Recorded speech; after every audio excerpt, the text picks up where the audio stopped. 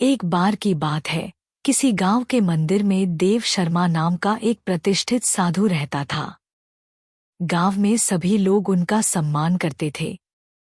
उसे अपने भक्तों से दान में तरह तरह के वस्त्र, उपहार, खाद्य सामग्री और पैसे मिलते थे।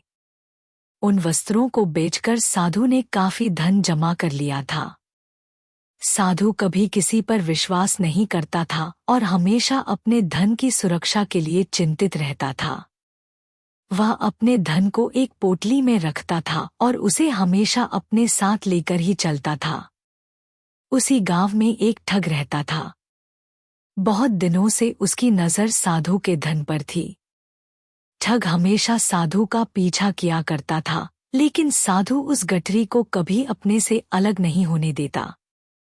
आखिरकार उस ठग ने एक छात्र का वेश धारण किया और उस साधु के पास गया।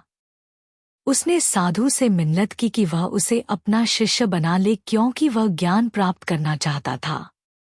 साधु तैयार हो गया और इस तरह से वह ठग साधु के साथ ही मंदिर में रहने लगा।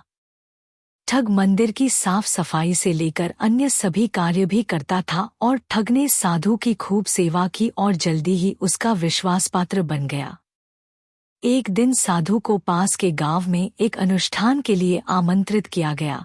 साधु ने वह आमंत्रण स्वीकार किया और निश्चित दिन साधु अपने शिष्य के साथ अनुष्ठान में भाग लेने के लिए निकल पड़ा।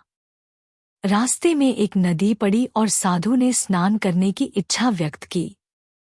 उसने पैसों की गठरी को एक कंबल के भीतर रखा और उसे नदी के किनारे रख दिया। उसने ठग से सामान की रखवाली करने को कहा और खुद नहाने चला गया। ठग को तो कब से इसी पल का इंतजार था। जैसे ही साधु नदी में डुबकी लगाने गया, वह रुपयों की गठरी लेकर चंपत हो गया। शिक्षा: किसी अजनबी की चिकनी चुपड़ी बातों में आकर ही उस पर विश्वास नहीं कर लेना चाहिए।